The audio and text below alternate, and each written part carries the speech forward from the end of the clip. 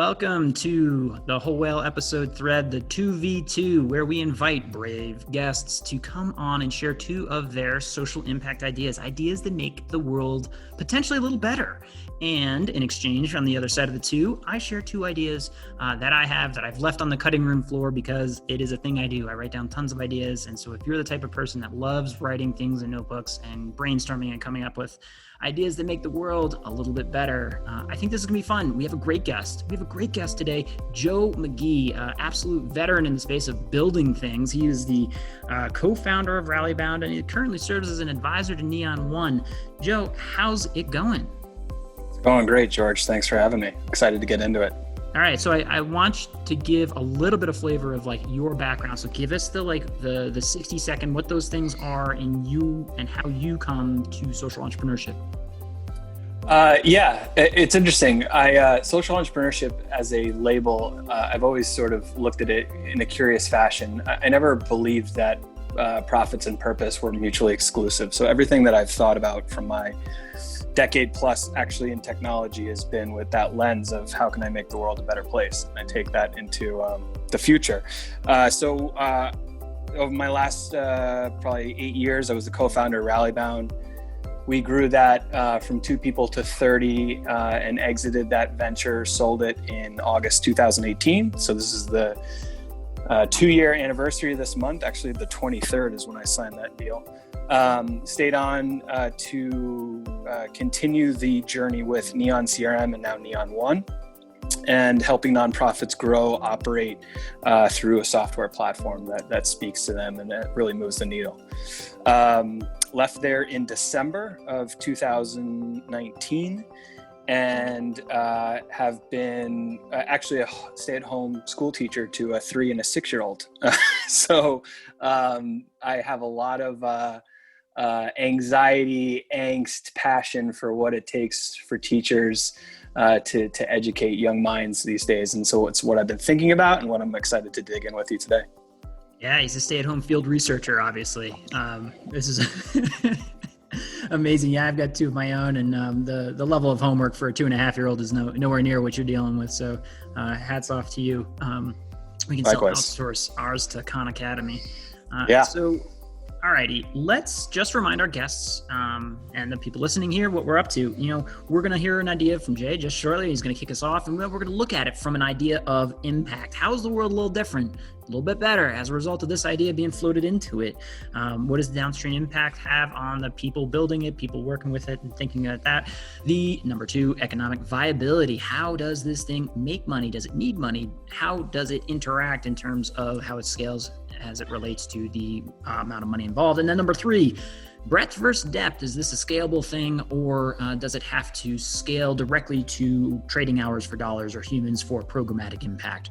And we'll look at that, finally deliver a score, which we'll both come to in a jovial argument, and then talk through the MVP. How do we build this as quickly, efficiently as possible if we were to throw it out there in the world? All right, Joe, enough talking. Let's hear your first idea, please.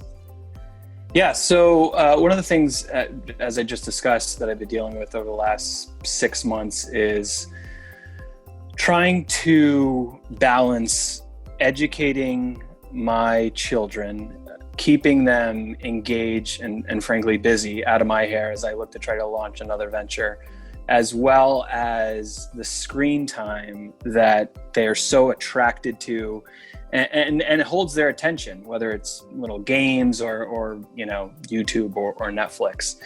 And as we move into the fall, as we move into this uncertainty, I'm down in the South Bay of Los Angeles, and our kids are going to be going back to school with remote only. So my daughter is entering 1st grade. My son will be going into a preschool daycare. And we're making some really tough decisions, my wife and I. And so what I've been thinking about is, why isn't there a modern day digital first version of PBS, a kids channel that is engaging, that's educational, maybe slightly entertainment, and delivered to the cord cutters of the world, which I am, as an application that can be accessed anywhere on any device.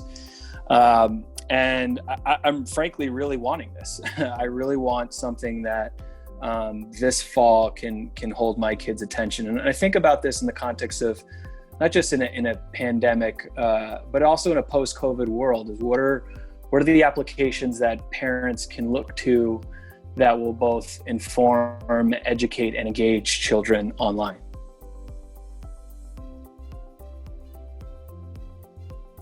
So to that end, let's talk about some of the competition out there, because my mind immediately went to, like, I have got this stuff too. It's like YouTube Kids, right? They have allowed us to aggregate and set up how we would create custom curated feed from YouTube, so I can shop, pull it in, and boom, I have my parental controls. Also, PBS Kids, they have an app and it lets you download things asynchronously, but it's, it's a marketplace. Talk to me about the difference here, or build on. Yeah, so what I really want is more something that's curriculum driven, that has a human interaction, quote unquote, interface. And that is to say, not an algorithm, not a feed, not something that's programmatically curated. Rather, the parent has some type of influence on, and there's some level of expert sort of curriculum. So you mentioned Khan Academy. I think that's a great sort of, not legacy because it's very new age, but that's a modern way of delivering online education.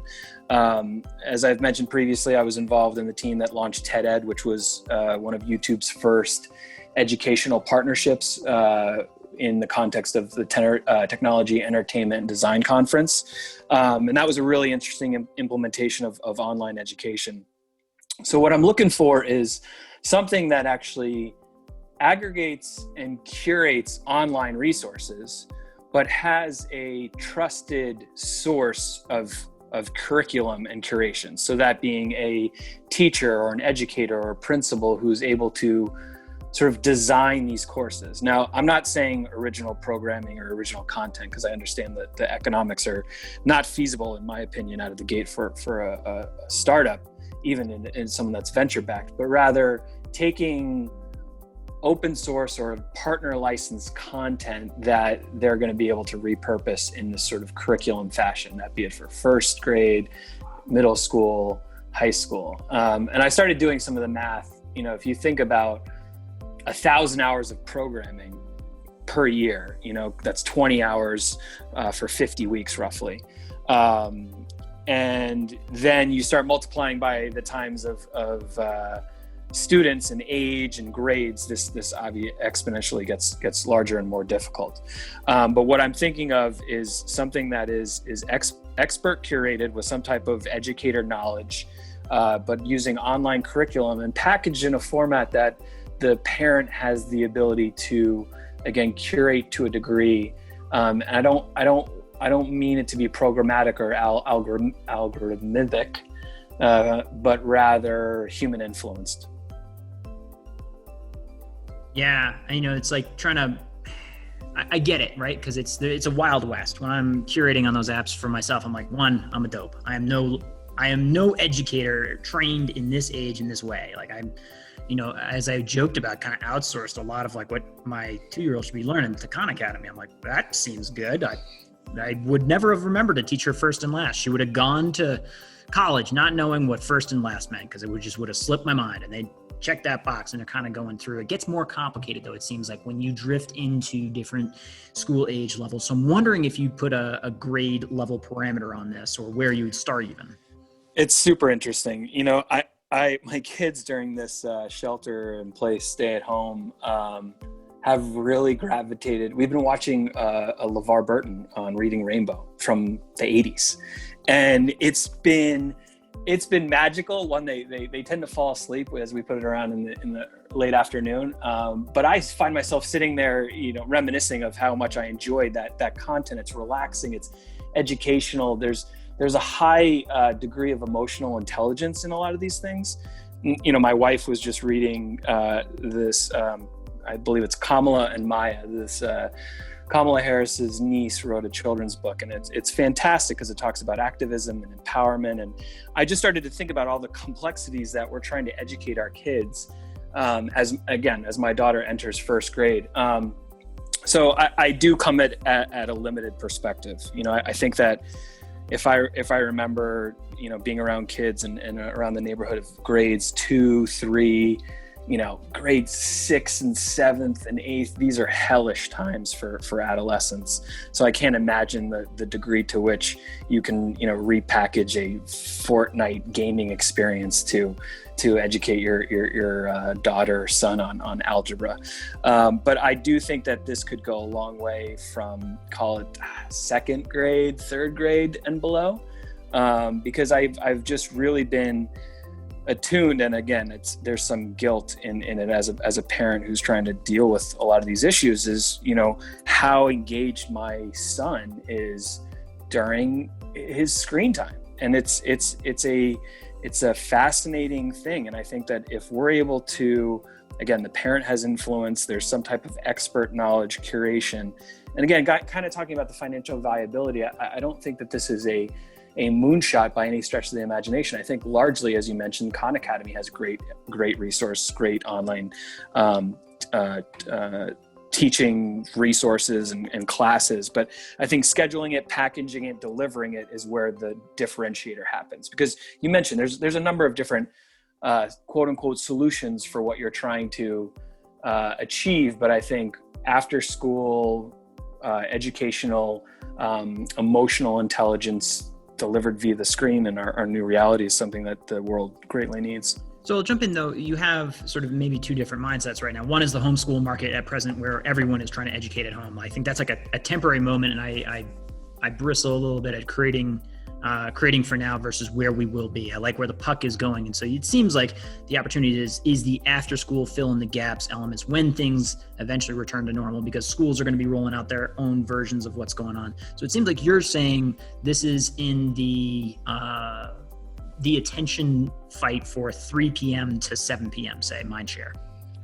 I would say that's post stay at home. Post stay at home. We have but it could vaccine. get early traction here for the homeschool help. Those schools will be doing their own versions of things. What grade would you start with?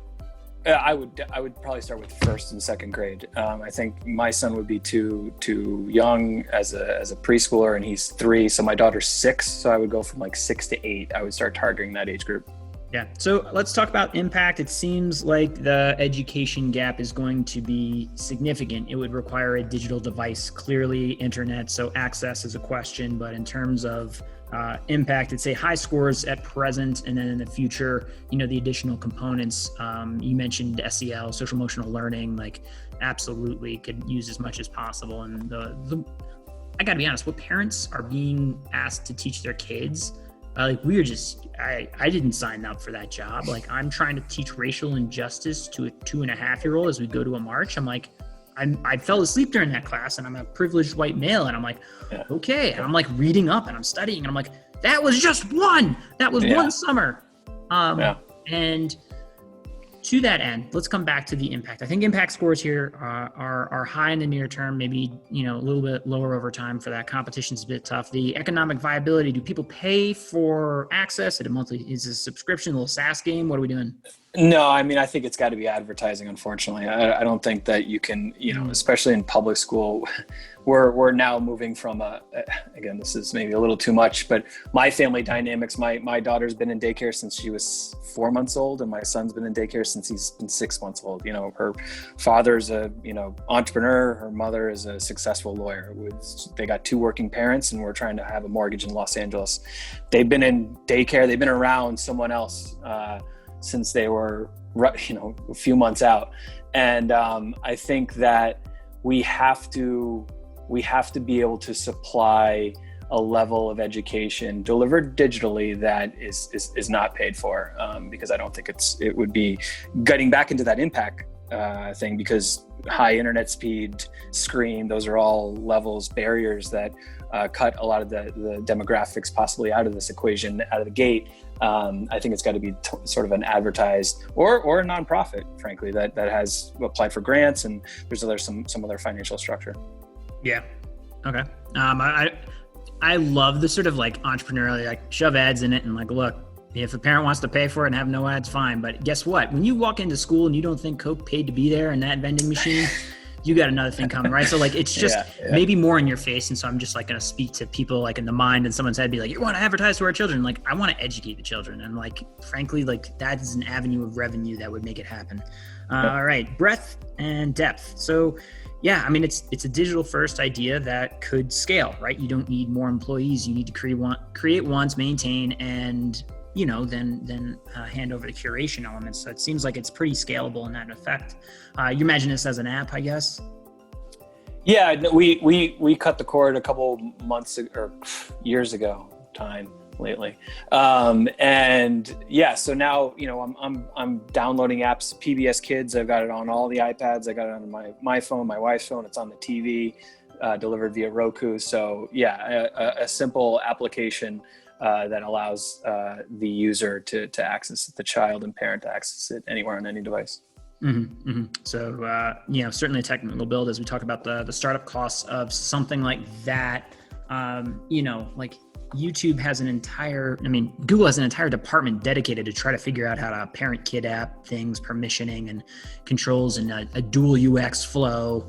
And then you're pulling in, I love this idea though. Also, I just have to say, I love any idea that's like not, hey, let's create a walled garden over here and somehow create everything by ourselves. Like, no, there's wonderful things out here. Right now we are in a glut of content. So the game and the pendulum swings toward curated, intelligent aggregation and packaging, right? And so you're pulling in these different pieces of content, but those open up security holes and other issues when you talk about, just link to that Cosmic Kids episode that I'm sure our kids both have watched 1 billion times. Yeah, it's amazing. But that's a YouTube thing and it's an autoplay. So there's some questions control that you have to come up with. So how do you start this thing? What's the MVP? Yeah, so I think it starts with possibly a committee of parents, that have some degree of online influence. I think that have an audience built in. I think that's the early distribution. I think they need to partner with an educator, someone who possibly is respected in the space, that it has an offline, frankly, passion and knowledge base to deliver high quality curriculum that they understand what's being produced online, but they understand what the young minds need in terms of early childhood education. So I think it's a committee of parents and an educator that are able to find the content and package it. And then obviously you need an engineer or two to provide a wrapper. And I don't think about business development in terms of licensing deals. It's definitely as I've thought about kind of bootstrapping organizations before, it's a question of you ask forgiveness as opposed to permission. You just start delivering this type of content, get the eyeballs, get some degree of traction, and I think you're able to figure out monetization and try to figure out where you can sort of double down on areas of growth. But it's a committee, and that's, again, going back to the differentiator, it's a committee of individuals, educators and parents who care about curriculum and are understand the ability to aggregate some of the online valuable content and education resources for kids. Mm-hmm, mm-hmm. The app and the build, like this is a ticket. This is a big ticket to build, right? To start up. No, I wouldn't say that. I mean, you'd be surprised how far an engineer or two, especially contracted, but one PM sort of VP leadership can get you. But yeah, I mean, couple $100,000 will get you pretty far. I think the tricky thing is as you mentioned, who's going to be a stickler for licensing that content. I think if you're able to, turn it into some type of maybe nonprofit, maybe social mission, B Corp, I think the distribution of that content might get a little easier in terms of those conversations. But yeah, no, I don't think it is a big build, so to speak, to take it far and scale for sure. Yeah. All right. Let's. All right. So I'm going to give you on this one a score. As a parent, I love this thing. The upfront cost just scares the heck out of me, right? And then the advertising model scares the heck out of me because I think the parents look at it and you're like, oh, it's 2 strikes to get me. And then distribution, you even get into of like, how do you get it in the hands? Like, I think we're assuming we're in a moment, like, frankly, you get in the press and every parent's like, you're just dying for this thing. You're freaking dying for this thing right now. And so like, there's a little bit of that, but I want to test that. So I love the impact of it. This thing scares me. I'm going to give you a 6.5. What score do you give yourself on this? Uh, Out of 10, I'm gonna just go a 7. I think. I think there's definitely big questions on technical execution, and to be completely frank, I know very little about video on-demand delivery as it relates to infrastructure and builds. It's just not my area of the internet. But I think that all things considered, I'll throw it to 7 on there. Yeah, I would say my MVP would be different. I fancy myself incredibly scrappy and cheap. So my approach would be to collectively sort of do a digital hire of a teacher, right? And so I'd get like 50 parents together, hire a teacher, and then I would build this open source curricula around as they went through. So almost like a subscription Substack model where they're like, they get their daily digest. The kid has programming that is synchronous and asynchronous, but I'm just paying a teacher. And all the while they're building what I need. And I'm like seeing as we go. So there's parts of the day where you're on and off, but it's built around that. And frankly, I would do it through a web app. I would hack it together. The app build the app build scares me. I've been burned too many times by that game. So I would go that hack approach to get that done. But somebody should do this. Go do this, somebody. We'll have 2 users ready to use it. We need this. Alrighty. Gosh, that was a lot. That was brilliant. I love that. All right. So I'm going to piggyback a little bit on this and say, I know that some kind of app like that's going to exist. I know that my child digests a lot of content on that stupid, device across different apps, which is freaking annoying. Because it's like, I didn't know if she went to the PBS app. We were mentioning Net Khan Academy, and she's dancing around to these different elements. And one of the things that I really want to push is active participation, cognitive activity during these pieces. And some of that has to be done in reading comprehension and in follow-up. And so I don't want to have to sit there and watch every single episode of what she has watched. I need, as a parent, a meta layer of information appended to anything she's watching and then just freaking sent to me in a digest. So at the end of the day, it's like, hey, I know you were watching Peep today and they were playing with the colors. How did that color work for that? Did it change when they went in there? And I want to have that dialogue with her, and I need to be cognizant of what she watched, but I can't watch another episode of Peep. So it's a meta layer. And what does this actually look like? Okay, so it is looking across all types of content and saying like, all right, here's the digest of what we knew, and like reading it, like you'll have to get some info from YouTube hooks and other pieces. But if there was a way of capturing that, or at least structuring it so that like, all right, here's the stuff that they're going to do. And if you know that list, here's the parent digest that you could summarize. So I can't tell if it's just a freaking extra add-on feature to YouTube Kids or these platforms. I'm like one step away from it, but I know what I need. And it involves sort of like the analysis of listening of like, here's exactly what happened on this kid's device. And I could open that up and say like, all right, somebody summarize this, and like this matching. Because frankly, when you go and like, you're like, oh, it's gonna be impossible to find all this data of what they're watching. We're all watching the same thing. There's a reason why Cosmic Kids has got 2 million freaking downloads in 2 days. We're all watching the same stuff. I just need a meta layer attached to that and then sent to me as a digest. So almost like a web. I mean, you could crawl descriptions of videos and ping you an email at 5 p.m. as a Cliff Notes with a few bullets, and that could get you kind of there. Yeah, maybe. How many apps are you considering? So YouTube Kids, you've mentioned. Yeah. PBS Kids. Yeah. And Khan Academy. And Khan Academy. And you're looking to basically engage her, I think you said? Yeah, dialogue. I just want a summary of what she consumed in the day. And like these devices will give me like number of hours, but it's like, I just hit on my own idea. It's like, what I'm saying is tough because it's multi-app, it's protected. And it's like, it's almost too hard to get that information collected together. And it's not just the, sort of descriptive, that would be a good hack. I want like, here are 3 questions to ask, right? The reading comprehension questions. Like, did you understand what happened in that? Or are you just passively sitting here letting freaking images overwhelm your brain? Yeah, I think about my I think it's because of some of the kids on the street, but I'm all into it. My daughter's been watching Hamilton on repeat, and I cringe at some of the lines, that they sing, mentioning about bastards and whores. I hope that can be not scrubbed online, but it's an amazing, obviously, play and now a movie that you can watch on Disney Plus.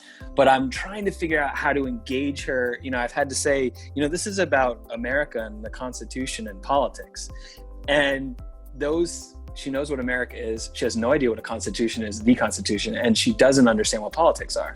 But now she's starting to sing about George Washington and Alexander Hamilton and Thomas Jefferson, and it's been opening up this whole new world to me. But I'm like, I need to figure out how to break this down into some talking points and ask her some pointed questions around at a 6-year-old level of how to walk her through and teach her about these concepts. Yeah, so maybe back into it, and I'd say the first step would be just sort of coming up with a Blinkist for you. Put in the list of stuff your kids have been watching in aggregate. So you won't know by the day and that kind of thing unless you really can hook the API and really get there. So it's really just going through that meta layer and saying all right, input the things that you're watching and here are the themes. Here's how to talk about them. And it's in a synthesized way that I can read or even listen to. So I can be all right, this is what I should be talking to my kid about, because parents are being pushed into the seat of teachers without the training, simply put. And we don't know where to start, and we have little time, fortunately. And all of that combined is I need that. So that's the idea. All right. It's a Blinkist for kids content that explains to you how to talk about it quickly. I put in what I need and it's generated for me. All right, that's my idea. What do you think? Impact, viability, and breadth depth. So I think impact is a fascinating one. If I think about the demographics, socioeconomic factors, I think about the time at which parents, again, we're talking about a conversation with two, if I can speak for you, white privileged males, the time the time at which you have to engage your children. We both, I think, make our living on the internet, and I'm able to spend time and be at home, albeit wrangling them and debating and fighting with them about cheese sticks and cheddar rockets or whatever. But I do have the time to engage them, right? So I think that if you look at across the spectrum of demographics, I'm not a service worker. I don't need to go somewhere. I don't need, I come home tired, quote unquote, come home tired when I walk downstairs. But I haven't been driving, to work at McDonald's or Starbucks or a hospital or something like that. But I think that it's high because every parent who loves their child is looking to build a relationship with their kid, and make them better than you at the end of the day. I think that's what a goal should be of their child. A parent should be of their child, is to make them better, give them a better life that you had. So I think that the potential impact is pretty high. The viability in terms of, well, how would you monetize it? Subscription. Subscription. And what I'd say is, to that end of privilege, I love the Sam Harris podcast option of saying, look, you pay for this feed. If you don't have the money to pay for it, I don't want to stop you from getting this. So you put a little hiccup there, but if someone wants that content, absolutely free for you. I would probably go that avenue. I think that kind of going back to maybe my idea, I think it's the authority or the expert or the institutional knowledge around the subscription. So I would want to know that the questions, and maybe it's just my age and my experience building on the internet, but I don't want a computer to tell me how to talk to my daughter. I want an educator or a parent who has older children who are, say, successful or who have gone through school and then have come out the other end, maybe not in a global pandemic, but have experience around engaging their children in questions. But it's got to be somewhat recent because they have to understand the digital dynamics of education and content, I think. Context. I thought you were about to say context. I was like, it's 1,000% also context, which is why a computer can't do it, right? What you're writing about Hamilton, right, as a takeaway narrative is uniquely different right now. Uniquely different in this context. And that is what I'm talking about. Information is not static. That curriculum is not static. Our job as parents is not static. It's not what our parents did. So I'm totally with you on like, you can't automate this stuff. It's got to be, it's got to be intelligently curated and synthesized in a way that I can get it into my head, get these points together, and then talk to them, because, those conversations are going to happen. I'd rather do it with a little bit more firepower. All right. Scalable, like you create once, you push it out everywhere, kind of in that way. What questions do you have? For startup, I would say I would go through, hawk through, and just be like, I would probably go about it maybe from a written content, so I can do an SEO play on a page for summary, and then have a subscription for like, get your quick digest on like how to talk here, the top 10 most common shows. And I do summaries of those with an educator, bring in and be like, how do you talk about it? You got 5 minutes on Cosmic Kids Yoga. Like, what do they actually learn? What are the undertones? Oh, breath, breathing, mindset. Oh, they're talking about anger, frustration, and these types of things. So like, I go after those pieces, and then maybe even form partnerships with those content producers, saying like, hey, Cosmic Kids, use it, show this in the description, because we're helping this dialogue, and shove comments there to find and fish for parents, because like finding people in the funnel. So that would be my first step. Top content, talk with an educator, write it up, SEO play, and then pay for a feed, a narrative. Well, and look no further than something like Substack to actually have an audience or influencer that's able to monetize text, on a newsletter delivered via newsletter. So yeah, it's totally viable. Oh, I'm quietly disappointed that this just like boils down to all roads lead to Substack. to people in the social impact space, what is Substack actually? Like, I think it's unfair to assume knowledge here. Oh, so if you think about newsletters, whether it be brand or individual, Substack is a way to monetize your written content via delivery of newsletter. It's an email newsletter by individuals. But what they do is they repurpose it so you have a permalink on the web. So there's a lot of SEO to it, but it's delivered to your inbox, and you're able to monetize it. The individual, the solo creator, is able to monetize it through the Substack application. There you go. All right. So what score do I get? I like this. I'm gonna go with the 6 on terms of across the board for impact, viability. I do think that the one question why I just give it a 6 is because of the scalability. If you think about all of the content that our kids are consuming across all the different applications, I think that's a very large library of data that you might have to tackle at the outset, which is why I would maybe just give it a little bit of 0.5 less. Yeah, I hear you on that. I would probably attack it with a power law, because there's certain types of content that's just disproportionately being consumed. Attack that, and maybe do a pay for like request. That's not in our library, but like we'll go hunt it down for you for $5 or something. So maybe there's a monetization element potential there. But I agree. I think I'd bump me up to 6.25. So I'm going to give myself 6.5. Nice. All right. We're fighting for points here. Alrighty, moving along. You're up. What do you got? Oh, right, by the way, I should say which donation. I think I'm going to play for Common Sense. Common Sense Media. Okay. They're an amazing nonprofit that provides education advocacy for families to promote safe technology and media for children. They're super cool. Awesome. I got to go with one staple of mine, Back on My Feet. They're an organization that helps homeless individuals literally get back on their feet by giving them running shoes and running clothes, and just making them go running every morning. Go run. I love it. I'm a runner. Great organization. All right. Back to our regularly scheduled events here. What is the next idea?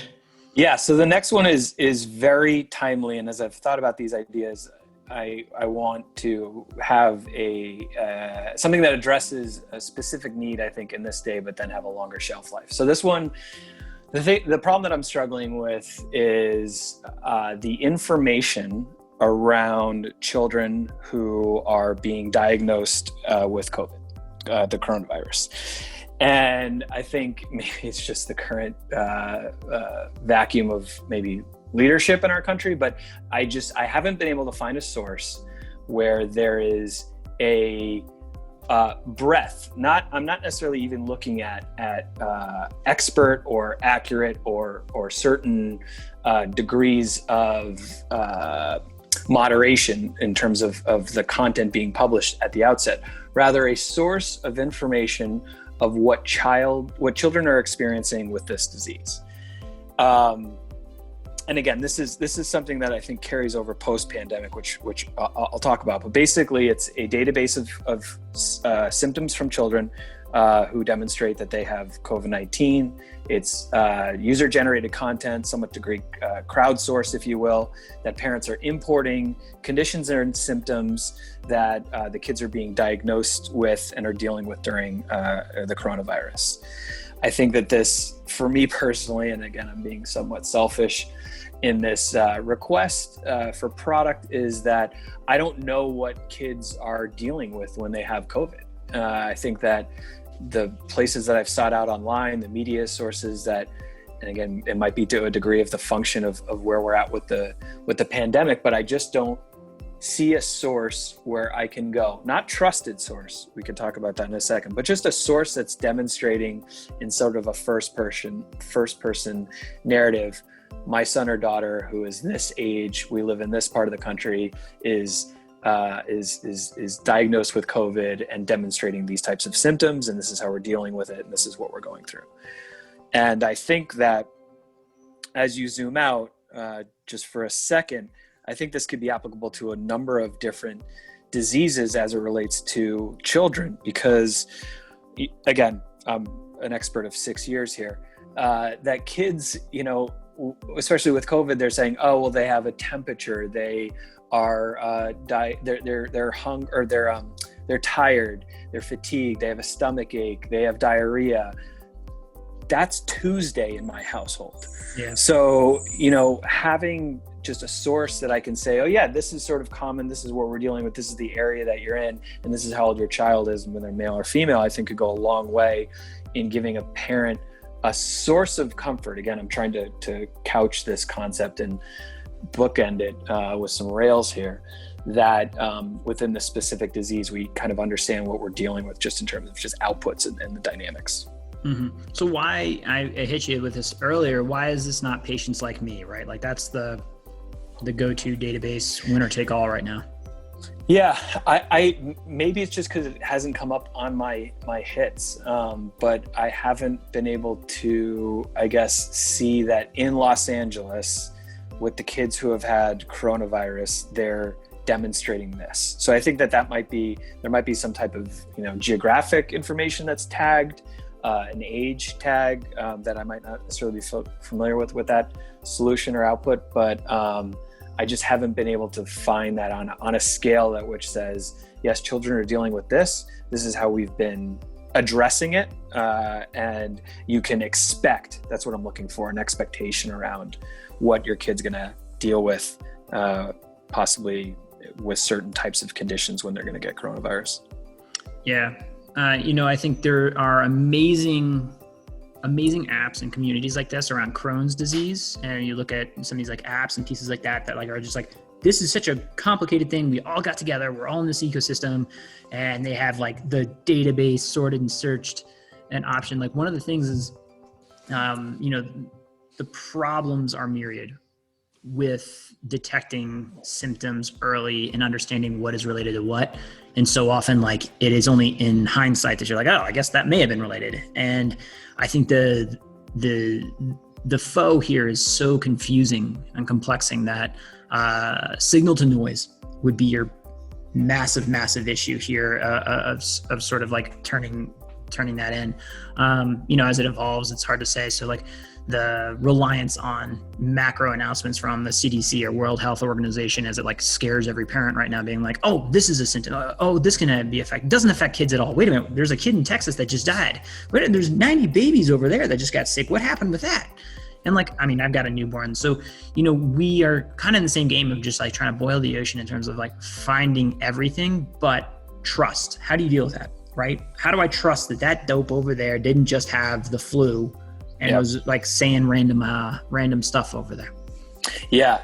And I think going back to the education, the digital first PBS, so to speak, I do think that there's a expert authority label that, would be a medical practitioner that needs to, badge this post saying, yes, they got coronavirus, they tested positive over 3 tests or something like that. There has to be some type of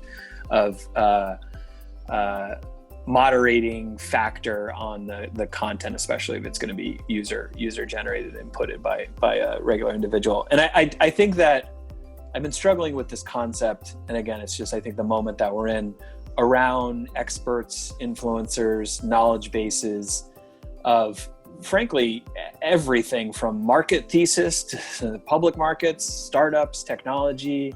No one knows what the heck is going on, and no one knows what's going to be whole tomorrow.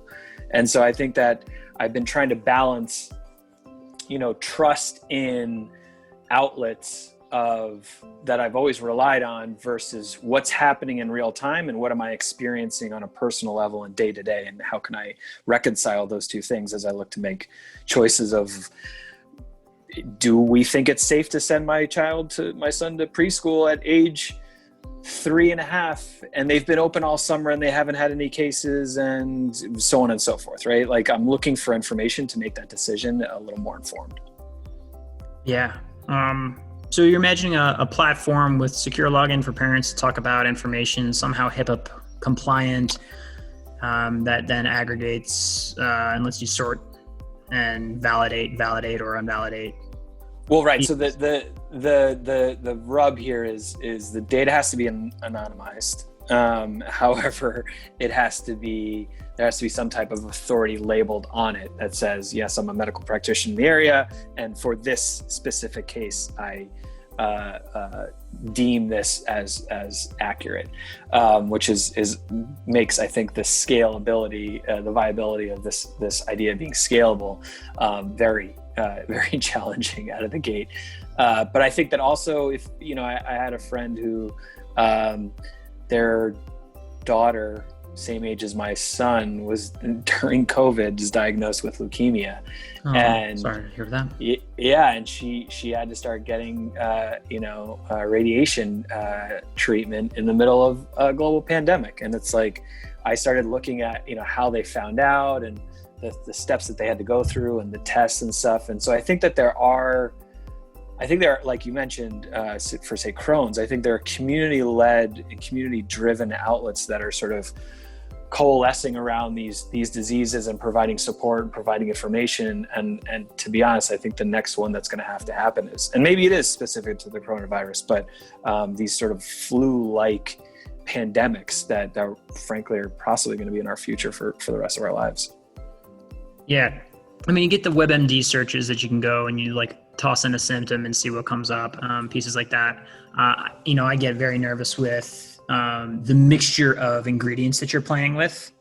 So on this side, I give you high points for need, right? The need is unquestionable, but the delivery of it and using the word trust is tough, especially right now. The way I'd probably modify or hack this would probably be to go with a curation element here, but a taxonomy layered onto medical journal research.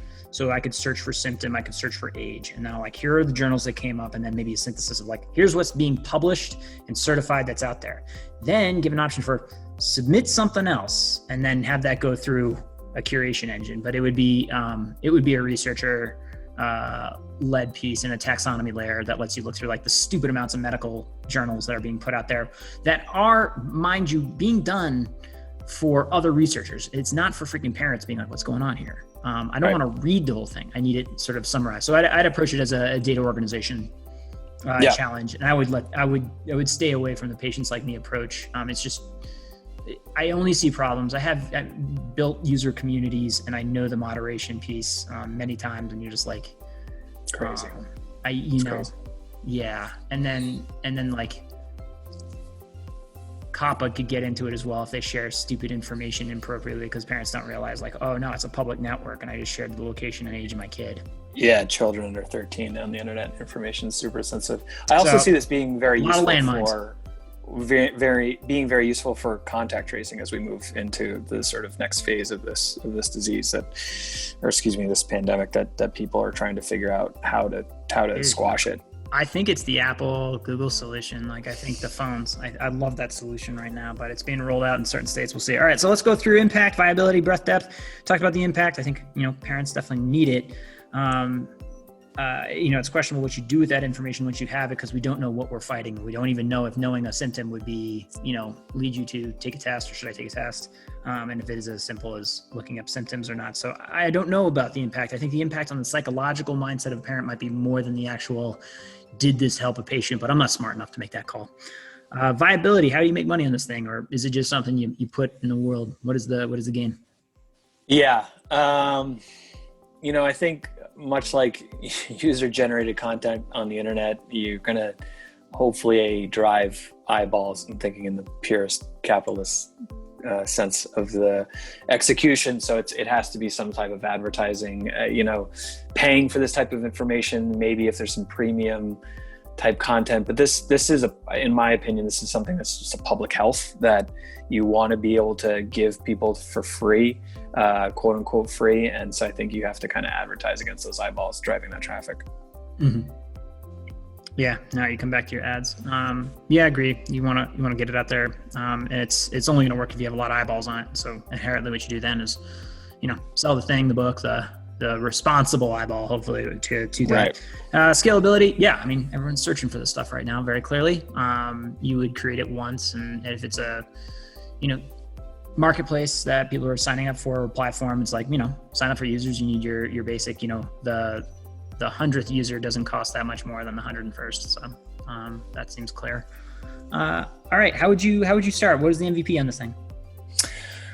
So I think it goes back to, as I mentioned, sort of a tool that these contact tracers, I think, are needing. Again, it's directed towards children, but I think you start to see this type of information in major metropolitan areas. So San Francisco, New York, Los Angeles, Texas, somewhere in the Southeast, Atlanta.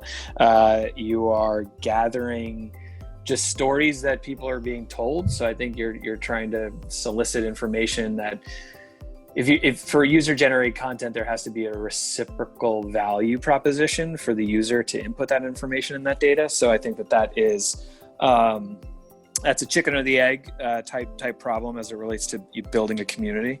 But I think that you see this type of information in major metropolitan areas that people are, again, already searching for. So you could probably do some contextual analysis around how valuable these searches are in terms of SEO and the information. But then the hurdle is where does the rubber meet the road for the person to input this information and let it be publicly displayed and searchable. So I think you have to kind of seed it from stories that are already being told, possibly, on the internet or through contact tracing and anonymized data, so that people can go to it and say, oh, this is helpful, I'm going to actually contribute. It's a tricky MVP, to be honest. The technical execution, this is just a forum threaded moderation comments, all this stuff exists on the internet. Yeah. All right. My hack on it would be, again, this is a data organization problem, and I'd be looking at aggregating and automatically organizing various feeds. So I use a sort of feed scraper to find these pieces, pull them in, have a meta layer go over it, saying, all right, you are this, you are this, you are for this age. So I'd build my taxonomy around a parent, and then I would secondarily have a web scraper, because these stories are out there. I've seen them on Facebook. I've seen them on Twitter. I would find the mention, source link, summarize, and say like, all right, here is the anecdotal world of shit you can wade through. Keep in mind, we don't know. Here is the academic mindset. Now I want to pair them up and see like where I can find my own thing and do a summary there. And then, by the way, if you want to submit or whatever here, fine. And have that, but like, just be like, yeah, post it on Twitter. We'll find you. I wouldn't be the destination. The data scares me. The reliability scares me. The whole thing is landmine filled. I love the idea of having a doctor, but which doctor? I think their fallibility right now, the medical industry is at an all-time effing high. As a parent, I'm just frustrated and scared. So it's like, I'd be very careful with this one. This one's a little radioactive for me. I'm going to do a lower score on this one, because I think the score is coming from the need. You have identified the need, and I think this would be great out there. But I can't feel it. So I'm going to give you I'm teetering on the, like, do I go below 5? I'll give you a 5 because it's like, as a parent, I'm like, I want the thing, but I don't know how to build the thing. Yeah. I'll do you one better. I'm actually going to give it a 4 because again, it would be higher, but it's simply the need. It's simply the anxiety and the angst and frustration as a parent living day to day that I don't have this tool. The execution of it, the idea, the monetization, as an entrepreneur, not to give away the farm, but I probably wouldn't touch this with a 10-foot pole. I just want this information packaged in a way that I can use it. Just check your liability insurance before, friends. Alrighty. I'm going to do a hot swap of an idea here because I'm tired of talking about health. It's depressing. Yeah. I'm going to go back on our education idea. So I like podcasts, and I personally have embarked on a project and kind of put out there on the side a activity and guide for how you should talk and can talk to your parents and interview them about various points in their life, asking them key questions such as, like, how did you meet? Talking about your career, what were the 60s like? And there's so much information, so much rich story history. Now there's great nonprofits out there like StoryCorps, and I know, if you're thinking like, oh, what about StoryCorps? They're brilliant. I don't want the fact that maybe there's some like really embarrassing stuff in my history to be in the public Library of Congress. Like, I don't need that. I don't want that.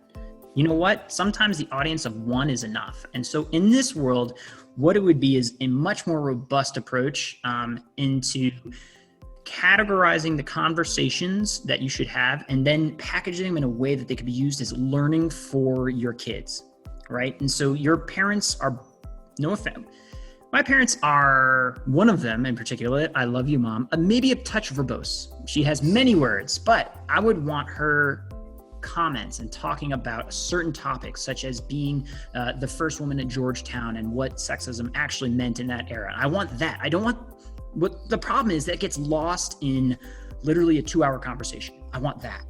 And so ultimately what you have is a high-end service that says, hey, we're going to go through and categorize across these 10 topics and conversations and elements, and then synthesize for you fundamental life lessons as taught by your parents and living descendants as you choose.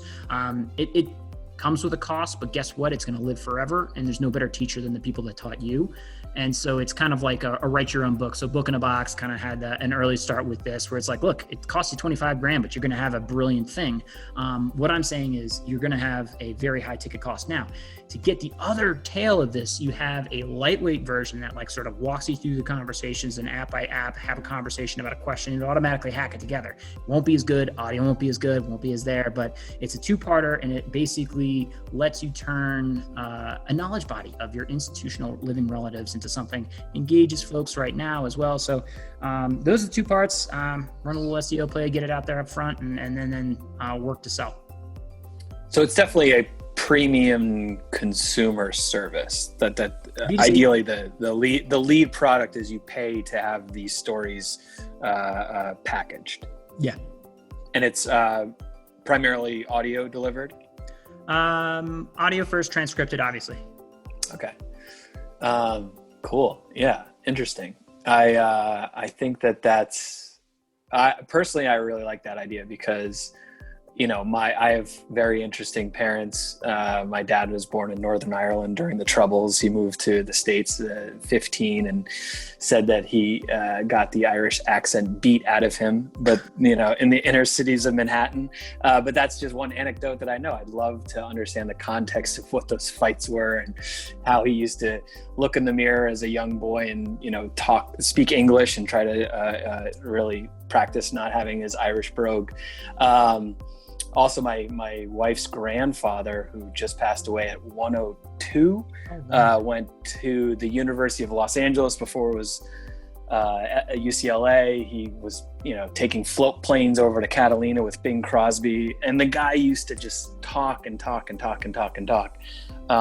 until his deathbed. But the stories that guy had, I always wanted to get them down. And I always wanted to write, and here I've had tape recorders and I had all these grand ideas, and obviously it takes hours and hours of time that I didn't have. So rest in peace, Milt Stein. But yeah, no, I think this is tremendously valuable. I wonder if people would pay for it. I think that, maybe it's just you and I, and maybe our, again, upbringings or family dynamics or place in the world, that maybe we value this type of history and this knowledge, which I think is tremendously valuable for our kids and for the future and whatnot.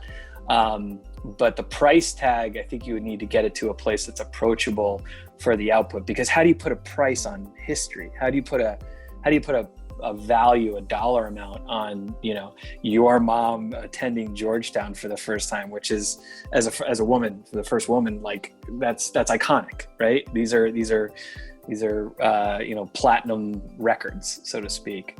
So I think that would be one of the challenges in monetizing. Yeah. So let's roll through them. On the impact side, here's the problem. I give myself a low score on impact, and sort of, that unless so I have two ends. I have the high end that offsets it, right? It's a Tesla freaking model. I need someone to buy a $200,000 car, and then I'm going to build the 30s. Like, I know how to build the 30s, but I can't do it out of the gate with confidence, because I am risk averse and I want the money in hand so that I can then offset that. So in terms of impact, it's a mile deep, right? It is creating something of such important value that, like, when everything burned down, like right now, if you were to take my computer, crash it and everything else, like, I've got a file right now. I've got a folder, it's backed up, and it contains all of these precious conversations that I've had with my relatives, and I'm continuing to build to it, but it's called the family archive. And I'm like, like, I want that to be created for people. They're like, it's so freaking valuable.